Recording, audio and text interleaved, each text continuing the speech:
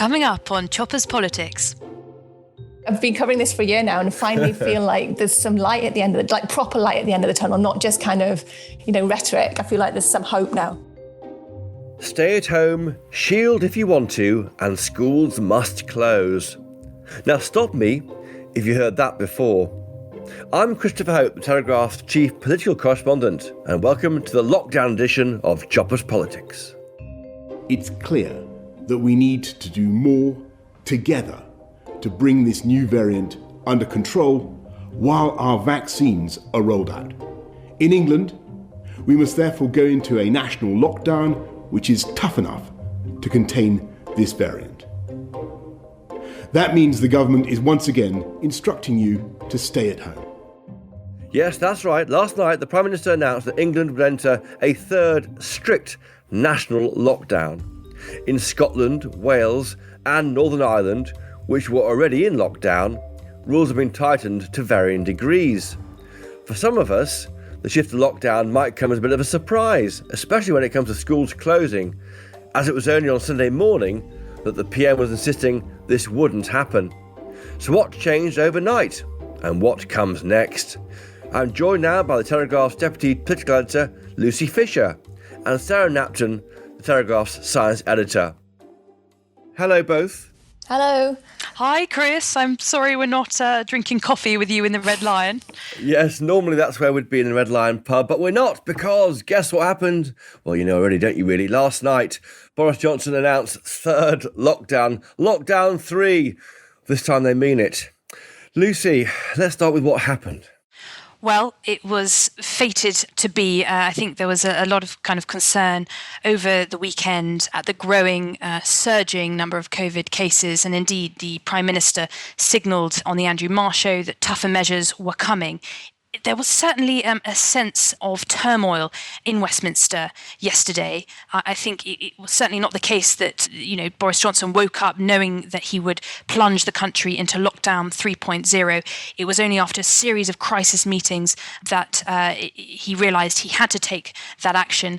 And here we are. Schools are now closed. We have a lockdown that is going to last at least 7 weeks. Sarah Knapton, why? Why did the PM do this, having said on the Andrew Marr programme about 36 hours earlier that closing schools wasn't necessary?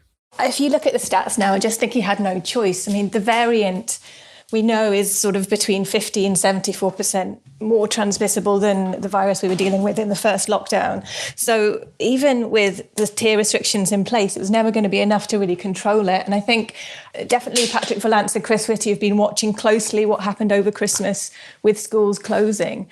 I mean, that didn't seem to have made a difference, but we had a paper out from the London School of Hygiene and Tropical Medicine on December the 24th, Christmas Eve, which basically said there's no way we can keep the R below 1 unless we close schools. We had to go back into a full lockdown. There was just going to be no option. And even if we do that, they're still not sure that that's enough to keep the R rate below 1. We've never dealt with this kind of transmissibility of the virus before, so we're kind of in uncharted territory in a way.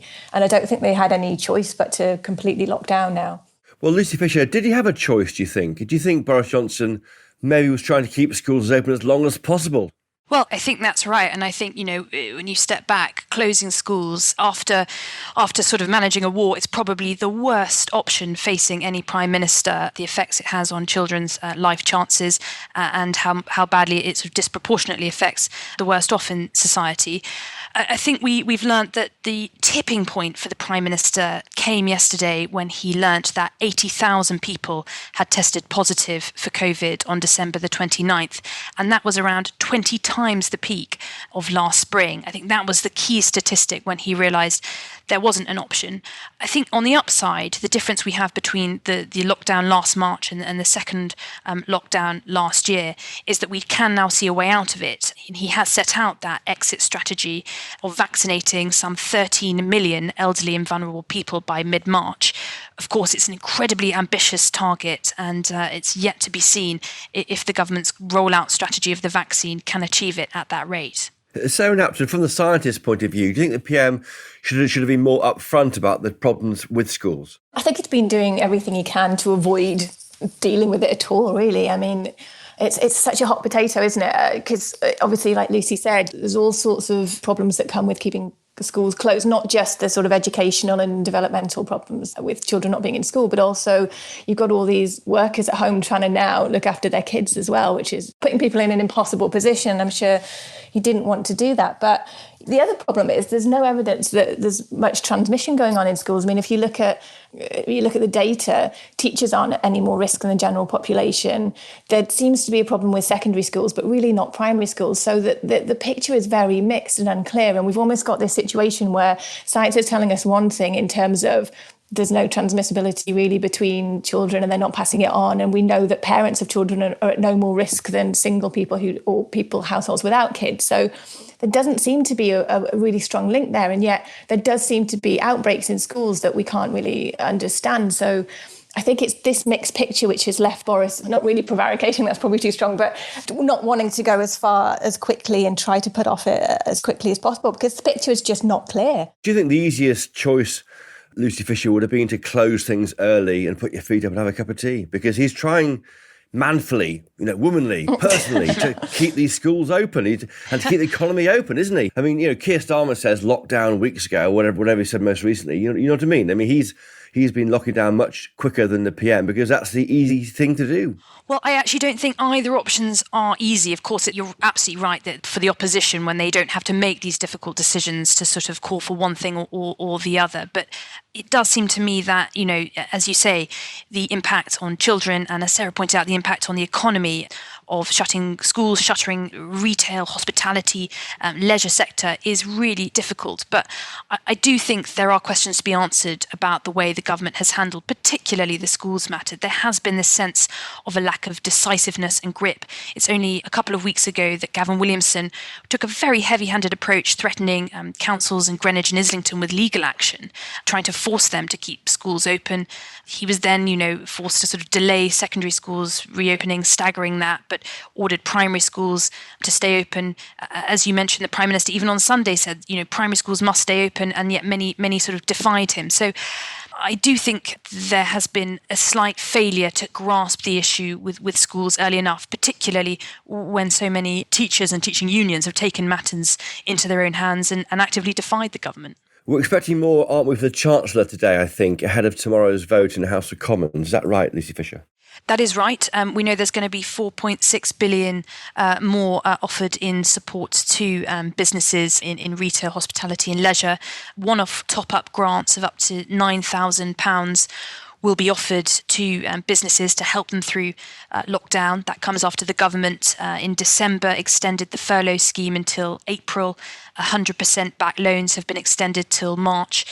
So it's interesting, we heard Rishi Sunak before Christmas sort of signal that he really needed to rein in borrowing, that he needed to turn the tide on the amount of spending that the government we saw last year that's led to both the debt and deficit being in sort of record levels within past of decades. But clearly with the latest lockdown, the view is that they do need to help businesses through this tough period. So we are seeing billions more support offered. And yet again, how on earth we're going to pay for that is to be decided. The budget's on March the 3rd. Let's wait and see what happens there. Do you think, Sarah Knapton, we're judging a health crisis through a political lens? Yeah, I mean, he's in such a hard position, isn't he? Because we know that there is a big impact of lockdown that isn't anything to do with coronavirus. We saw it in the last one. And it could end up that down the line we look back and find that it was way more deadly to lock down the country.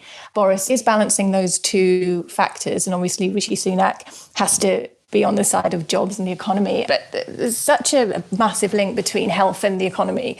So it has to be a political decision. It can't not be. I mean, I think the scientists in some ways saying that they're just giving them the science and it's up to the government to come up with the policies. It feels like they're passing the buck slightly because obviously what they say is going to drive policy, but then the government can't do that. And then it gets sort of bashed for it, doesn't it?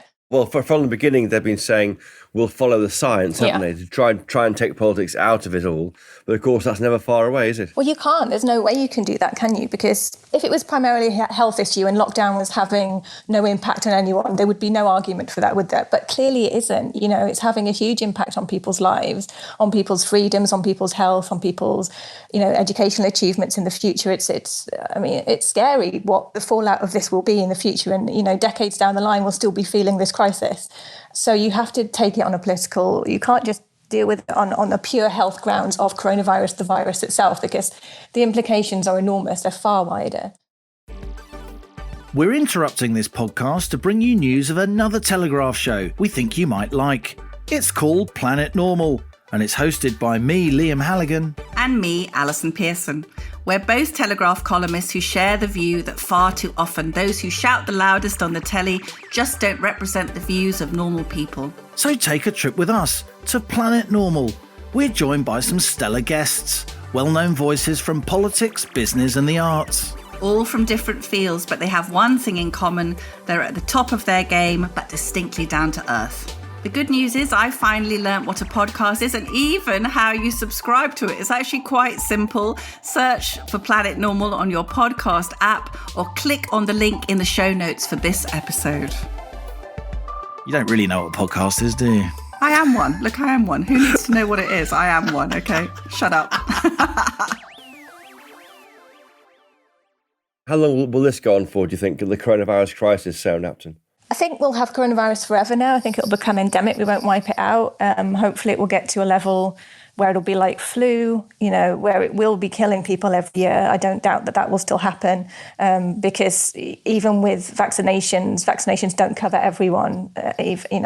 Efficacy at 95% still leaves sort of 5% of people vulnerable. So you're always going to get deaths, and it will just become like any other virus, I think. Yeah. I'm fairly confident by the spring we'll have enough people vaccinated to really be making a big impact. So, for example, if they can follow this 2 million a week strategy, which is what they're trying to do now until the middle of February, which will get the first 4 groups of the phases, that's 88% of deaths that will stop. So when you're getting to a point where you've only got 12% of people dying who would have ordinarily have died, then you're at a point really where you can start to think about seriously unlocking. And, you've really cut down on the pressure on the NHS and deaths. So finally, I've been covering this for a year now and finally feel like there's some light at the end of proper light at the end of the tunnel, not just kind of, rhetoric. I feel like there's some hope now. It's that North Shields fresh air because, of course, you're working remotely, aren't you?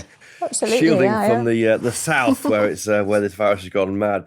Will we reach that magic term herd immunity then in the 3rd week of February, or is that too soon? I don't think we will. I was actually reading a paper from London School earlier on today, and they were saying that the variant means that herd immunity is going to be far harder to reach now. And they haven't put a figure on what that will be, but I can't see us reaching herd immunity for a good long while. And How long? I don't know. Hopefully by the winter. It would be good to get there by the winter, wouldn't it? We don't want another year like this. What that means, what that term means to a layman, that means that enough of us have had it to mean we can't catch it and then we can go about our business free from the rules. Is that right? Exactly. So, if someone gets it, the chances are of spreading it around are far less likely because lots of people are protected against it. So it dies out in that population, that mini population. But yeah, the variant does make that harder to reach, definitely. And the fact that we're going down to sort of 1 dose lowers the efficacy. And so that's always going to make herd immunity more difficult to reach. But hopefully with new drugs and things coming through, we're going to get to a point where fewer people are dying. We've got more drugs even for the people that do get it. And the NHS is not overwhelmed, so we can cope. And then life can get back to normal again. How big, Lucy Fisher, is the political damage then from this? Given what Sarah's saying, it looks like it's going to... Well, it will dominate the entirety of Boris Johnson's premiership. I mean, it rules out any major fiscal changes in March this year. So let's think about tax increases or whatever happens on tax in March next year's budget. And then we're looking down the barrel of the election in 2 years' time, aren't we? You're absolutely right, Chris. I think it leaves the government with some really difficult choices ahead. And in particular, Boris Johnson having delivered Brexit, having taken the UK out of the single market and customs union, there are many people in Downing Street and the wider government who would sort of say Brexit is not an end in itself, it's a means to an end. And actually you need to have the space to kind of achieve a Brexit dividend. While the government is so sort of focused on coronavirus, it's possibly very difficult to try and retool the economy to take most advantage of some of the freedoms the country now enjoys. Now it's outside the bloc. but also another sort of huge pillar of the government's ticket that it was elected on with such a thumping majority in December 2019 was this idea of levelling up the economy. And I think that's another area that, given debt is so high now, it will be very difficult to see how the government seeks to afford some of the policies that would help achieve that agenda. Sarah Knapton, one of the big issues which some of the people, the Tories, maybe on the coronavirus recovery group, talk about is lifting restrictions as we get more people inoculated. So say you get 13 million inoculated by late February. Can you lift restrictions then? Or is it the case that I've heard that if you are inoculated, they don't know if you can pass the virus on? So you still might be able to pass it on. So you're still a risk to other people, your grandparents, for example.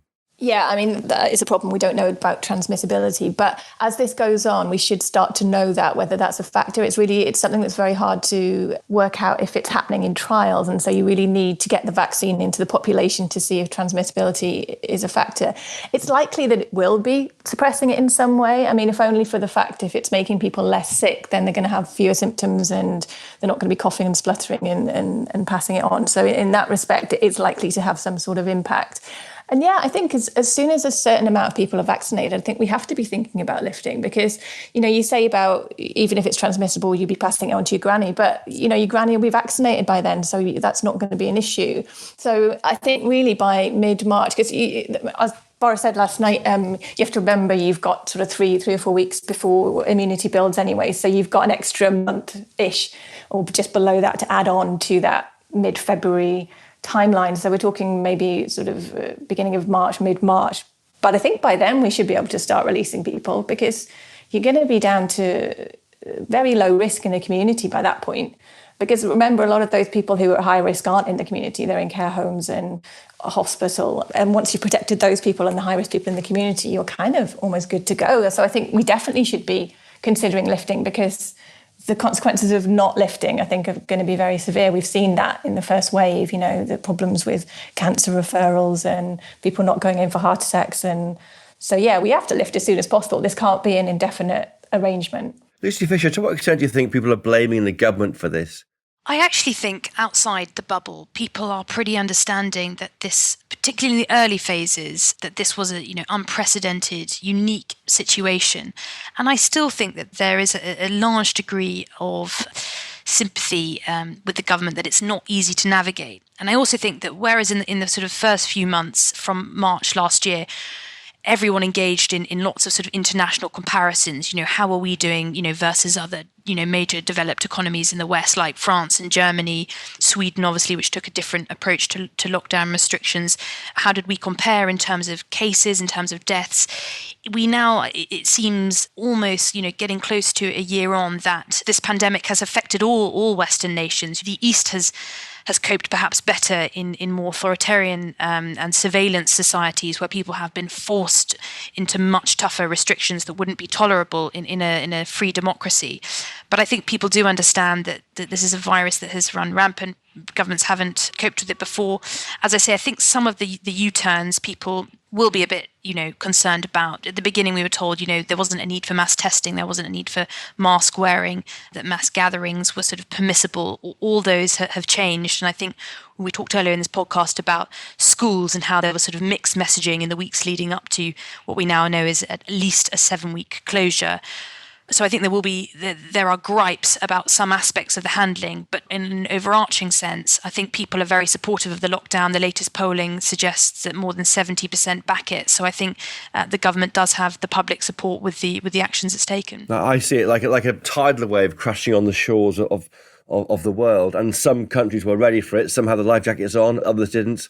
Some they were getting changed on the beach and lost their towel. They had to pull their trunks up quickly. I mean, I think that was the kind of. I see it like I think people sort of judge this crisis from that point of view, and some were ready, some weren't, and of course that will inform how we are in the future. Yeah, I agree. I think countries that had faced things like this before were obviously more prepared. We'd never faced anything like this, so we didn't have the surveillance, the testing. We had nothing really in place for it. We thought we were going to get another flu, and this isn't a flu. It's way more serious, way more deadly. But it does, if we look at it on the positive side of things, Britain's done very well. We've got the first vaccine, we got it approved very quickly, we got it in people's arms very quickly. We'll probably be out of this before any other country. Why is that? Because we put more jabs in arms as of today than the entire European Union, I heard today. Yeah, it's, we have to give credit where credit's due, and the government was very quick to get funding for vaccines, get it all started, make sure we had them ready, made sure we ordered lots of different ones in case some didn't work, and got the approval rolling very early on, and then has got jabs in arms before anyone else in the world. And it does mean we will be out of this sooner. And with the Oxford vaccine as well, that is such a cheap vaccine, we can get that out all over the world, which again protects us, doesn't it? If everyone else is protected, we're protected. It doesn't help if we're the only country that is COVID-free and the rest of the world has it. That doesn't help us. So I think there's a lot to be positive about, actually. And Lucy Fisher, just finally, your reason to be cheerful on this bleak Tuesday morning. Oh, well, for me, it's my birthday on Friday, but after that, I intend to undertake a dry January into the 8 days of February. And in fact, lockdown, for me, I think that makes it a lot easier, not having any temptation to go out to the pub or meet with pals. So that's my reason to be cheerful this morning, that dry January will be eased. OK, so Knapton, just finally from North Shields, what's yours, apart from the wonderful air and the brilliant, bracing countryside? I agree with Lucy, actually. I'm doing dry January as well. And with no temptation, it's great. But I'm really positive now. I think we can be out of this by the spring. I do think there's finally hope. There's light at the end of the tunnel. And I don't think we need to be as gloomy as people are being. This is like the final push now. We really are last leg, and then we'll be out of it and we can go back to the pub and see people and it'll be terrific. See you both at the Red Line. Can't wait. Maybe the middle of this year. Lucy Fisher, the Telegraph Deputy Political Editor, Sarah Knapton, our Science Editor. Thank you both for joining us this morning for Choppers Politics. Thank you. Thank you. Thanks, Chris. Well, that's it for now. Keep an eye out, or should I say an ear out, for another edition of Choppers Politics later this week. All about the politics of shifting the pounds. No, not the budget, but dieting. It's worth a listen. Now, thank you to my guests this week, of course, the Telegraph's Lucy Fisher and Sarah Knapton. Thank you to my producers, Louisa Wells, Theo Ludis and Elliot Lampitt. If you enjoyed this podcast, please do support our journalism. Go to telegraph.co.uk/chopper, where you can get your first month's subscription free. And off that, it costs just £2 a week. And once you've done that, why don't leave us a 5-star rating and a review on Apple Podcast. That really helps other people find this show. Now, during lockdown, we've got to stay in touch more. So please email us. We're at chopperspolitics@telegraph.co.uk or tweet us at chopperspodcast. And of course, always buy a copy of the Daily Telegraph. You won't regret it. Until next time, cheerio!